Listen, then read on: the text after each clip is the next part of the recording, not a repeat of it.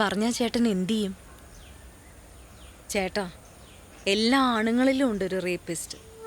അത് നിങ്ങളുടെയൊക്കെ നോക്കിലും വാക്കിലും പ്രവൃത്തിയിലും സ്വപ്നത്തിലൊക്കെ ഉണ്ട്. എന്നെ പീഡിപ്പിച്ച കാര്യം നാട്ടുകാർക്ക് മുഴുവൻ അറിയാം. അതുകൊണ്ട് എനിക്കിനി ഒന്നും നോക്കാനില്ല. എല്ലാത്തിൻ്റെയും പേര് ഞാൻ പറയും. അതെന്നെ കൊണ്ട് ചെയ്യിപ്പിക്കരുത്. ചേട്ടൻ ആ മുട്ട എടുത്തിട്ട് ആ ബാസ്ക്കറ്റിങ് താ, എനിക്ക് പോണം.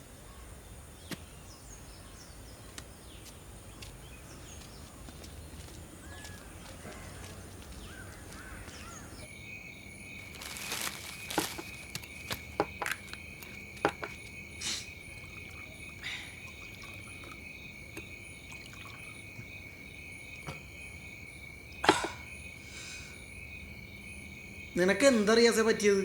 കുറച്ച് ദിവസമായി ഞാൻ ശ്രദ്ധിക്കണം. ഏറ്റവും വലിയ പാപമാണ് നമ്മൾ ചെയ്തത്. നമ്മൾ എന്ത് ചെയ്യുന്ന നീ പറയണത്? ആ കന്യാസ്ത്രീയോട് കാണിച്ച ക്രൂരത എന്താണെന്ന് നമ്മുടെ ഉമ്മയ്ക്കോ പെങ്ങൾക്കോ അത് സംഭവിച്ചാൽ മാത്രമേ നമുക്ക് മനസ്സിലാവൂ. പിന്നെ അങ്ങനെ എല്ലാ ഭാരതീയരും സഹോദരി സഹോദരന്മാരായ പിന്നെ കല്യാണം പോലും കഴിക്കാൻ പറ്റൂല. ഒരു പോടാപ്പ.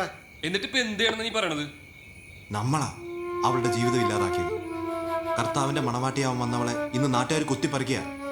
നമുക്കല്ലടാ അതിന്റെ ഉത്തരവാദിത്തം. അതിന് നമ്മൾ എന്ത് ഉത്തരവാദിത്തം ഏറ്റെടുക്കാനാണ്? ഞാൻ തീരുമാനിച്ചു. എന്ത്? എനിക്ക് അവളെ കല്യാണം കഴിക്കണം. കല്യാണം കഴിക്കേ? എടാ റിയാസെ, കഴിഞ്ഞതൊക്കെ ഒരു സ്വപ്നം പോലെ അങ്ങോട്ട് മറക്കടാ. എന്നിട്ട് പുതിയ പുതിയ സ്വപ്നങ്ങൾ കാണാൻ ശ്രമിക്കും. ഇതൊരുമാതിരി മറക്കാം, പക്ഷെ നമ്മുടെ ആരുടെയോ കുഞ്ഞ് അവളുടെ വയറ്റിൽ വളരുന്നുണ്ട്.